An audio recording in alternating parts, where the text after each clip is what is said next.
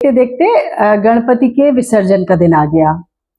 और जितने दिन भगवान रहते हैं तो आप उन्हीं के विचारों में खोए रहते हैं, सोचते रहते हैं कुछ ना कुछ। तो दो बातें मेरे दिमाग में आई। एक तो ये आया कि अब से कुछ साल पहले तक नॉर्थ में, उत्तर भारत में गणपति की स्थापना नहीं होती थी। तो मैंने ऐसे थोड़ा सा चर्चा चलाई और पता करने की कोशिश की।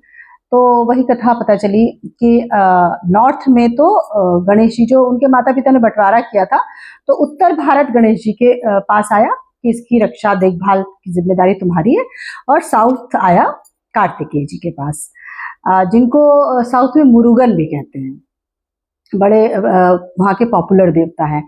तो यहाँ पर कहते ये हैं कि गणेश जी चूंकि नॉर्थ में ही रहते हैं, और एक बार वो गए थे अपने भाई के पास, तो साउथ दक्षिण भारत में उनका बहुत स्वागत हुआ।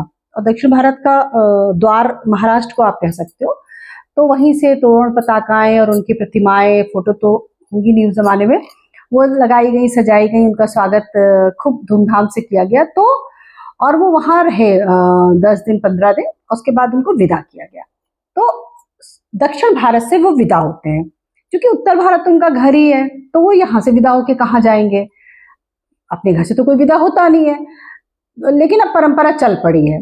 इस कथा को अगर हम न भी माने तो भी ये परंपरा चूंकि उत्तर भारत में नहीं थी पहले, इसलिए शायद ऐसा लगता है कि ये रहा होगा।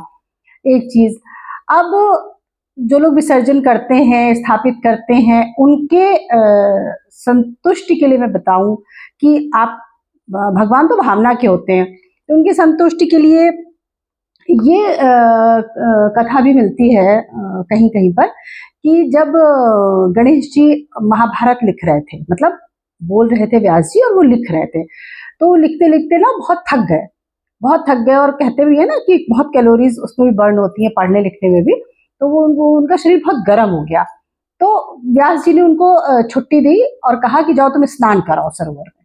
तो वो स्नान करने चले गए। तो अब हम विसर्जन को उनके स्नान से जोड़ सकते हैं। अगर हम ये दोनों कथाएं सच मान ले, तो भगवान आते हैं, आयोजन होता है, घर के संस्कार और घर का वास्तु अच्छा होता है।